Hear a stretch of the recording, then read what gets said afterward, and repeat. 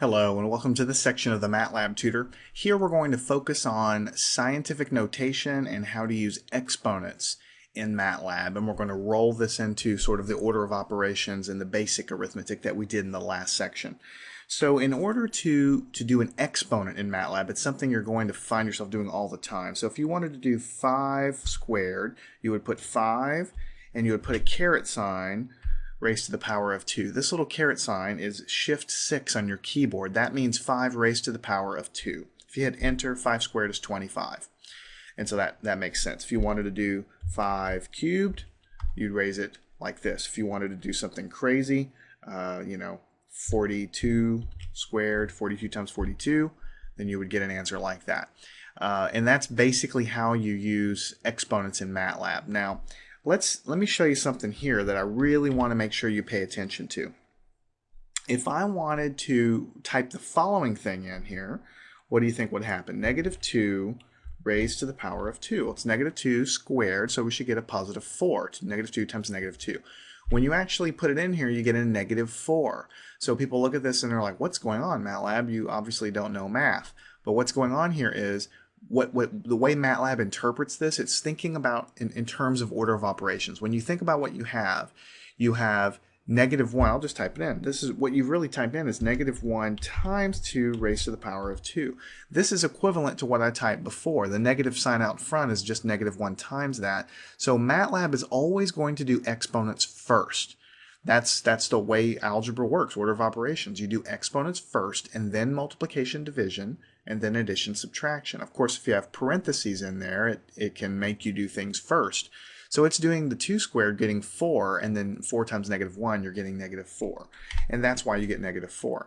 So really what we were trying to do here is negative 2 squared, right? The number negative 2. So the way to force that to happen is you need to put negative 2 in your parentheses and then square it. What's going on here is MATLAB is saying, okay, something is being squared, and that something is whatever is inside of the parentheses, in this case negative 2, and then you'll get your positive 4 back. So if you're doing some calculation, where you're trying to do negative 34 squared, you got to resist the urge just to type it in like that. If you're really trying to square negative 34, come back here and wrap it in parentheses so that you'll get your positive answer. Okay, let me clear the screen. Now these exponents can be, of course, used along with calculations involving addition, subtraction. You can kind of mix them all together. So if you had something like 2 plus 3 squared, of course MATLAB will get the answer, and the answer is 11. Now the way it works is order of operations. It does the exponent first. 3 squared is 9. 9 plus 2 is 11, right? So I can do, let's say, 5 times 5 raised to the power of 2. It's going to, well, let's do it times to the power of 3. It's going to do 5 cubed and then times this guy right here. Now you can mix everything with parentheses as well. What if I wanted to do 1 plus, this is a better example, 1 plus 2 to the third power. The way MATLAB does this is it does the 2 cubed first, gets 8, plus 1 is 9. Now if I alter this, I can do 1 plus 2 and then raise the result to 3, and you're going to get a totally different answer. See, they look very similar. The only difference is I've wrapped the 1 plus 2 in parentheses. In the first case, we cubed the 2 and then we added 1. In this case, we add 1 plus 2 to get 3. 3 cubed, 3 times 3 times 3 is 27. All right, so that's something to be aware of. Anytime you're typing in long calculations, if you know that you want something done first, you need to wrap it in parentheses. Okay, or if you have something large that you need to raise to an exponent, 3 plus 4, minus 19, or 18 times 33, and you're going to raise that to the power of 2, then you'll get an answer. And I'm going to modify this calculation to show you something else. Let me show you another quick trick while I'm thinking about it. If you would like to recall the last calculation, the last input that you made to MATLAB, press the up arrow on the keyboard. That's what I'm pressing now. The up arrow on your numeric keypad or on the arrow keys, press the up arrow, and up pops what I typed in last. If I press the up arrow again, I get the thing I typed before that. If I press the up arrow again, I get the thing I typed in before that, and so on. So I can cycle back all the way to the beginning, and then if I want to go back down, I press the down arrow, and I can get all the way back down to the most recent thing that I've typed in. This is super useful because we just type this long thing in, and let's say, oh, I didn't mean it to be 33. I just hit the up arrow, and then I change it to 34. And then I get my new calculation. So definitely put that in your back pocket, because whenever you're doing MATLAB calculations, you're frequently going to try something and then try a variation or try something else. So you might want to recall the last thing. That's the up arrow there. So what if you had this large thing and then you wanted to divide it by something? You know, to reduce any ambiguity, I would wrap this whole thing in parentheses, and then in the denominator I'd have 45 minus 88 or something like that. So this is going to calculate this large thing in parentheses, and then it's going to square it, and then that's going to be the numerator. The denominator is going to be given here, and then it'll divide those things. So basically the bottom line is that it follows the rules of algebra. There's nothing really new here. You should all know this already. It's just that when you type everything in, you just need to be careful, especially when you do things like -4, to the 40 to the second power. You expect a positive number, it gives you a negative number. So make sure that you understand that. Now, I'd like to call your attention to one of the calculations we got here, -8.51 E plus 003. This is MATLAB's format for scientific notation. So what this means is 8.5122 times 10 to the 3. What this means is you move the decimal point 1, 2, 3 places. So it's 8,152.2 is what it calculated for this guy here. So let me clear the screen. If you yourself are typing in scientific notation, because you have large numbers, which is very common, then there's two ways to do it. If I wanted to do 2.5 times 10 to the 3, I could do 2.5 times 10 to the power of 3. And that literally is the way you would write it on your paper, 2.5 times 10 to the power of 3. MATLAB understands this. Of course, it's just math, so it just shifts the decimal place 3 spots and you get 2,500.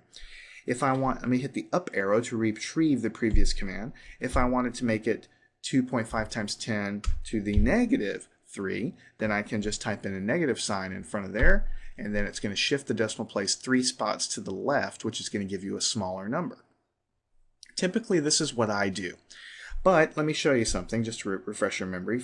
Let me just type a large number and raise it to a large number. Well, that's infinity. That's too large of a number. Let's do something like this. MATLAB is going to spit out some scientific notation formatted like this, 1.7, blah, blah, blah, e to the plus 0.17. You can format your scientific notation in that way if you'd like. 2.5, e is just the small letter e on the keyboard, plus, let's do 3, just to make it consistent. You could type it just like that, hit enter, and it understands that that's 2,500. Let me hit the up arrow to recall the last guy. Instead of e plus 3, I can say e minus 3, and then it'll be a smaller number. So it's whatever you want to do. If you want to say 2.5 e to the plus something, that's fine. If you want to say 2.5 times 10 to the 3, that's fine too. It's either way. It's completely valid either way. Just make sure that whenever you're typing this in, you remember that this e here has nothing to do with the mathematical constant e. It means exponent, or it really means scientific notation. It means power of 10. Is typically what you see in a calculator as well. So it has nothing to do with the constant e. So let me clear the screen. And before I leave here, I just want to take the time to introduce something that you'll use a lot, and that's the number pi. Pi in MATLAB is represented by pi, like this. It's not capital Pi. It doesn't know what that is. It's not little p and big I. It doesn't understand that. It's pi, like that. And it's, by the way, not pi. It doesn't understand that either. So you can use pi for pi anytime you want. Now, also just notice that MATLAB is using 4 decimals here. Of course, the number pi is infinite decimal. So MATLAB is when it's using the calculations, is going to use a really long and detailed constant for pi, but when it displays it back to the screen, it truncates the decimal points here, and we'll talk more about that later.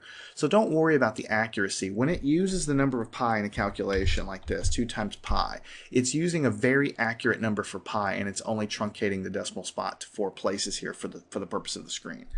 So the reason I'm bringing this up now is because we're talking about order of operations, and you can mix pi in to this no problem. If you wanted 2 times pi raised to the 3rd power, instead of typing 3.14 in, then what you'll have here is you'll take pi to the 3rd power, then you'll multiply the answer times 2, and you'll get a number.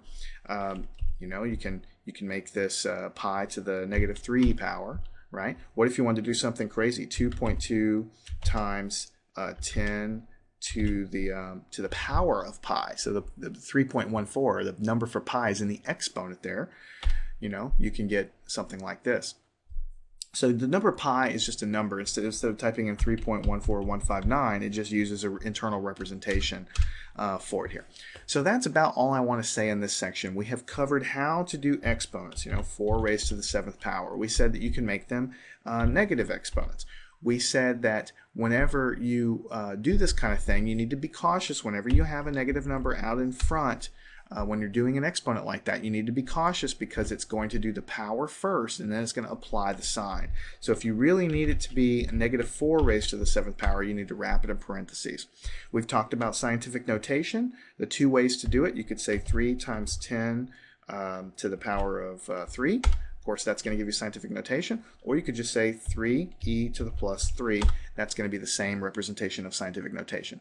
So get the hang of this, grab some parentheses, 2 plus 5 plus 6, you know, and then raise it to a power, and then add pi to it if you like. And Matlab is going to follow the rules of exponents and scientific notation, just like the rules of algebra, to give you the answers.